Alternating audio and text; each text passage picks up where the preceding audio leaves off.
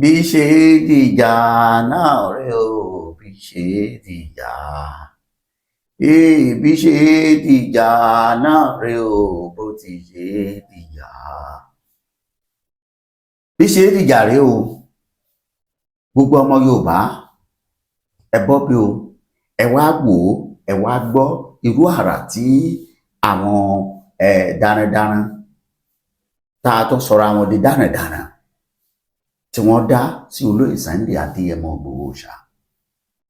Àmọ́ èmi a máa sọ gẹ́gẹ́ bí òwe Yorùbá wípé kò sí àjèjì tí máa mọ sàárè onílé, bẹ́ẹ̀ ni àjèjì yẹn ò sì lè mọ sàárè àlejò tí ò bá ṣe wípé ọba lọ́wọ́ kan onílé nú.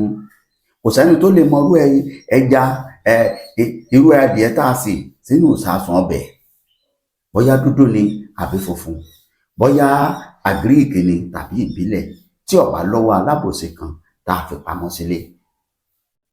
Ta ló mọ̀nà tí olóyè ń gbà? Ta ló mọ bó ṣe ń rìnrìn ẹ̀? Ẹ dákun ẹ farabalẹ̀ ẹ wá wò ó. Àmọ́ bàjẹ́ bàálẹ̀rò ẹ̀rẹ́kú tó máa ṣe bí òdẹ, bẹ́ẹ̀ ni kìí ṣe irú ẹkùn àbí irú ajá kọ́ ni ẹkùn máa kú gbìrì mú láyé ọkọjá bẹ́ẹ̀. Bẹ́kùn bá máa májá yóò ṣe baba ńlá wàhálà, yóò ṣe wàhálà gan ni. Kí ló dé? Àmọ́ gẹ́gẹ́ bí ọ̀rọ̀ bàbá wa nínú àwọn àgbààgbà ilẹ̀ Yorùbá tí wọ́n ti wà káwa tó wà, gẹ́gẹ́ bí ọ̀rọ̀ tí wọ́n sọ fún olóyè Sunday Adéyẹmọ, ṣe rí i pé padà bọ̀ wá ṣe báyìí. Mo fẹ́ kọ́kọ́ gbé yín dé ọ̀dọ̀ nǹkan tí àwọn bàbá wa yìí sọ náà. Bí n bá gbé yín tẹ́ ẹ bá padà dé, kí n wá gbé yín lọ kẹ́ ẹ wá lọ gbọ́dọ̀ ìdú àti àrà tí àwọn Fúlàní darandaran tó sọ̀rọ̀ àwọn di darandaran dá, àtàmọ̀ràn tí wọ́n ń dá lórí ọ̀rọ̀ olóyè Sunday Adéyẹmọ. Ẹ fi wá gbà wípé tó irú ọ̀rọ̀ tí àwọn àgbààgbà yìí sọ ó nílò láti jẹ́ kí fídíò yìí kó dé ọ̀dọ̀ olóyè Sunday Adéyẹmọ àti gbogbo àwọn tọ́rọ̀ bá kàn. Ẹ gbọ́ nǹkan tí bàbá wa sọ, tí àwọn àgbà kan nínú àwọn ìjìnlẹ̀ ẹ gbọ́ ọ̀rọ̀ ọgbọ́n tí wọ́n sọ fún olóyè. Bẹ́ẹ̀ bá ti kú ń bẹ̀ wọ́n gbé yín ọ̀rọ̀ wà lórí ètò lónìí. Ẹ kú dédé àsìkò yìí, ẹ kú sinmi ọ̀pọ̀ ẹ̀ láṣẹ láyé. Òní lọ́jọ́ kìíní nínú oṣù kejì ọdún 2026 yóò san gbogbo yóò san yín àtìyín òun rèé ẹ̀ṣọ́ ń bẹ̀. Ní Ìgbòho ṣá pé fọ́nrán ìdọ́dọ̀ ẹ̀ tó o bá nífẹ̀ẹ́ má pín bẹ́ẹ̀. Ilẹ̀ o Sunday mo máa kí ẹ ọmọ rí bí yán ilẹ̀ orí farabalẹ̀ kó gbọ́ mi dáadáa o. Gbogbo nǹkan tó o bá ní lọ́kàn láti ṣe lórí ìran Yorùbá, lórí the independence of the Yoruba people, lásìkò yìí ṣe ni kó lọ gbéjù sẹ́gbẹ̀ẹ́ kan. Bẹ́ẹ̀ nítorí kí òmìnira ìran Yorùbá èyí tó ń jà fún kó lè ṣojú ẹ̀. Òmí àwọn kan ń dáná fún ẹ lọ́wọ́lọ́wọ́. Àwọn wo làwọn tó ń dáná wọ̀nyí? Àwọn tí wọ́n ń ṣe first class ọba ní ilẹ̀ Yorùbá, àwọn ni wọ́n ń dáná fún ẹ lọ́wọ́lọ́wọ́ yìí. Gbé gbogbo plans tó o bá ní gbé sẹ́gbẹ̀ẹ́ kan lásìkò yìí, kọ́ má bàa rán ẹ níṣẹ́ tó òfin ní padà dé mọ́. Ìyẹn àwọn first class ọba Yorùbá ni mò ń sọ o. Àwọn tí wọ́n fún ní title Imperial Majesty wọ̀nyẹn àwọn ni mò ń sọ̀rọ̀ nípa. Kọ́ má bàa rán ẹ níṣẹ́ tó òfin ní dé mọ́. Kọ́ má bàa rán ẹ níṣẹ́ tá òfin rí ẹ mọ́. Sunday wò mí, àwọn tí mò ń sọ̀rọ̀ wọn yìí lásìkò yìí wọn ò fẹ́ gbọ́ ohun tí wọ́n ń pè ní self determination. Ìyẹn ń lè kóòtù òjìire. Your primary mission nínú ayé lásìkò yìí Sunday òun ni láti kó àwọn ìran ẹ̀, àwọn ọmọ kóòtù òjìire, àwọn ọmọ Yorùbá, láti kó wọn lọ sínú òmìnira. That's the primary thing tó padà wá ṣe nínú ayé. Ìyẹn lásìkò yìí ìwọ náà mọ̀ pé òṣè bá tó ayé, torí kò kì í ṣọmọdé nú ẹ̀dá ìwọ. Bẹ́ẹ̀ ni ohun tó dẹ̀ padà wá ṣe yóò dẹ̀ di ṣiṣẹ́ àgà ọba ló bá di fadi arahudi hanga oga àrọ́bà dánlí àbíṣe dárẹ́fà dẹ̀hó nìkàdà wọ́n dún àmì nìṣẹ́ òlírí àbàdì ya ògìdánbà òdìsá fàdó ríàgàdé o. bẹ́ẹ̀ni ìwọ òmìnira àwọn ọmọ kóòtù òjíire kò ní ṣẹ̀yìn ẹ̀. bẹ́ẹ̀ni lọ́lá gbogbo àwọn ẹ̀mí àìrí tí wọ́n ń jọba ní wákàtí nínú ayé, lọ́lá ìṣẹ̀dá àtàwà èmi ọba Ewúrọ̀mí, èmi arúgbó ọkùnrin náà tí gbogbo òrìṣà ń pè bọ̀. bẹ́ẹ̀ni Yorùbá ò ní gba òmìnira lẹ́yìn ẹ̀, iṣẹ́ tó padà wá ṣe nìyẹn. òmìnira ìran Yorùbá ìwọ la fi rán, ṣùgbọ́n lásìkò yìí lọ tọ́jú ara ẹ̀, lọ tọ́jú ara yìí, this body, this container, this avatar, lọ tọ́jú ẹ̀ sí ibì kan, lọ preserve ẹ̀, torí ara yìí náà ló máa nílò láti gbé àwọn ọmọ kóòtù òjíire wọnú òmìnira. nítorí pé in the end Oòduà nation kò sígbà tí má kú ò ní kú lọ́rọ̀ náà, kò sígbà tí Yorùbá ò ní gba òmìnira. ibi torílẹ̀-èdè yìí ń lọ náà nìyẹn. a ti gba ọmọ yìí ní àmọ̀ràn ní ìgbà kan rí, ìyẹn the current ààrẹ orílẹ̀-èdè yìí Ahmed Tinubu, níbẹ̀ la sọ fún ibẹ̀ kò sọ́nà Àbújá lórí ọ̀rọ̀ Nàìjíríà, kò sẹ́ni tó lè tún Nàìjíríà ṣe. ibẹ̀ láti sọ ọ̀rọ̀ náà wípé Nàìjíríà ò lè dáa. bẹ́ẹ̀ ni nítorí pé ohunkóhun tá a bá pilẹ̀ lórí irọ́ kì yóò dúró. orí irọ́ ni wọ́n ti pilẹ̀ orílẹ̀-èdè yìí. ládẹ̀gbà ọmọ náà ní àmọ̀ràn wípé the solution for the many problems of Nigeria is disintegration, or if you like, separation. kò sọ́nà Àbújá, kò sẹ́ni lè tún Nàìjíríà ṣe. orí ibú wọn fi pinlẹ̀ orílẹ̀-èdè yìí, irọ́ ni wọ́n fi pinlẹ̀ rẹ̀. kò sígbà tí Biafra ò ní lọ́nlọ́ ẹ̀, kò sígbà tí Àrẹwà tí ò ní lọ́nlọ́ tiẹ̀ náà. ìwọ wá ní ẹni tá a fi rán ilẹ̀ kóòtù òjìrè lọ fira ìpamọ́ lásìkò yìí. ó nílò ara yìí láti jíṣẹ́ náà. má jẹ́ kí wọ́n pa ara náà. amọ̀pẹ́ mi ò lè kú, wọn ò lè pa ẹ̀mí, ṣùgbọ́n ara yìí ó nílò rẹ̀ kò jù bẹ́ẹ̀ lọ. Sunday. ẹ káàbọ̀ padà. gbogbo ọmọ Yorùbá pátápátá mo rò pé ọ̀rọ̀ tí bàbá yìí sọ ó mọ́pọlọ lọ́wọ́ àbí òní, ó mú ọgbọ́n dání àbí òní, wípé kí olóyè Sunday bó ṣe dé yìí kó gbàgbé pé òun ti ní nǹkan kan bìkan tẹ́lẹ̀, kó lọ túbọ̀ múra sí àgọ́ ara yìí. ó ti yé àwọn ọ̀jọ̀gbọ́n, kó lọ múra sí ọ̀rọ̀ ara ẹ̀. ó ti yé àwọn olóyè, kó gbà wípé ibi tóun fi sí tẹ́lẹ̀ ibẹ̀ kọ́ ló wà, ó ti tẹ̀síwájú. ìjìnlẹ̀ ọ̀rọ̀ ni. kó má ronú wípé òun lòun wà báyìí. ẹ wo àtìgbà tí olóyè ti dé, onírúurú ìròyìn láti gbọ́. bẹ́ẹ̀ ni onírúurú àmọ̀ràn ló ti wà lórí ìjókòó, lórí ìdúró, àbí tó ti ta sí wa létí ta àti gbọ́.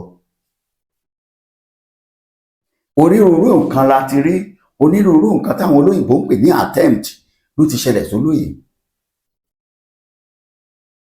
bẹ́ẹ̀ gbogbo ẹ̀yin tẹ́ ń gbọ́ ètò yìí, ọ̀pọ̀ á máa pè wá, á ní pàfihàn make sure pé mẹ́sẹ̀gì yìí dọ́dọ̀ olóyè. mo dẹ̀ máa ń sẹ́ǹdì ẹ̀ sí àwọn tó yẹ kó dé, ó dẹ̀ ń dọ́dọ̀ wọn. ẹ gbọ́ nǹkan tí bàbá wa Ewúrọ̀mí sọ, pé òmìnira orílẹ̀-èdè Yorùbá máa dé. ṣùgbọ́n wọ́n ti jẹ́ kó yé wa wípé olóyè Sunday Adéyẹmọ kó mọ̀kàn balẹ̀. àwọn eléyìí yàtọ̀ sí èèyàn kan lásán, èèyàn kan jábùjàbù rárá. èmi kó fọkàn balẹ̀, òun ni ó máa kó wa délẹ̀ ìmúṣẹ wa. Àmọ́ o, bí àgọ́ ara ẹ̀ bá dúró déédéé, tó bá ṣọ́ra, tó bá múra sọ̀rọ̀ ara ẹ̀, òun ni ó lè ṣe.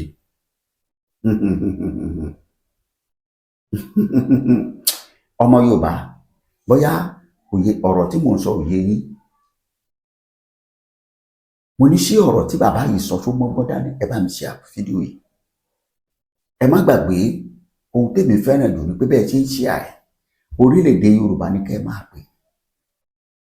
Lọ́wọ́ tá a wà yìí, ẹ máa dúpẹ́ lọ́wọ́ Aṣíwájú Bọ́lá Ahmed Tinubu fún fírídọ́ọ̀mù olóyè Sunday Adéyẹmọ. Kẹ́ máa wá rán létí pé fírídọ́ọ̀mù míì ń bọ̀ o, tí í ṣe fírídọ́ọ̀mù fún orílẹ̀-èdè Yorùbá. Kó tú ìran Yorùbá lẹ̀. Ẹ gbọ́, ẹ bá mi wo fídíò yìí, ẹ gbọ́ nǹkan tí àwọn Fúlàní darandaran tí wọ́n sọ nípa olóyè Sunday Adéyẹmọ. Ẹ wo bí wọ́n ṣe àtáàkì ọmọ Ìgbòho mọ̀rẹ́. Òun rèé, ẹ ṣùgbọ́n. A rí fídíò pé Sunday Igboho ipò ti dé pẹ̀lú géètì ti tún dé. Ó lè fẹnu já géètì Sunday Igboho. Ọ̀sán káàbọ̀. Yorùbá lè sọ kọ́ Amẹ́ríkà lè sọ ní. Àṣà kí Sunday Igboho kó ọkà bọ̀ pẹ̀lú já géètì. Nítorí tí Buhari fi mú ọ President Buhari, Muhammadu Buhari, ọlọ́ba àfọ̀hún kẹwọn àbá dáadáa, tí wọ́n fi mú ọ nígbà náà, tó bá tún wù ọ tuntun ṣe. ọ̀gẹ̀ Tinubu kú mbẹ́, tó bá wù ọ tó máa pariwo Yorùbá lè sàn kankí, ó lè fẹnu já géètì Sunday Igboho, ó lè lóun lè pa ogbó olùkàn rẹ̀. Ọ̀dà àwọn fìgìláńtì náà mú níbi náà ti mú fìgìláńtì.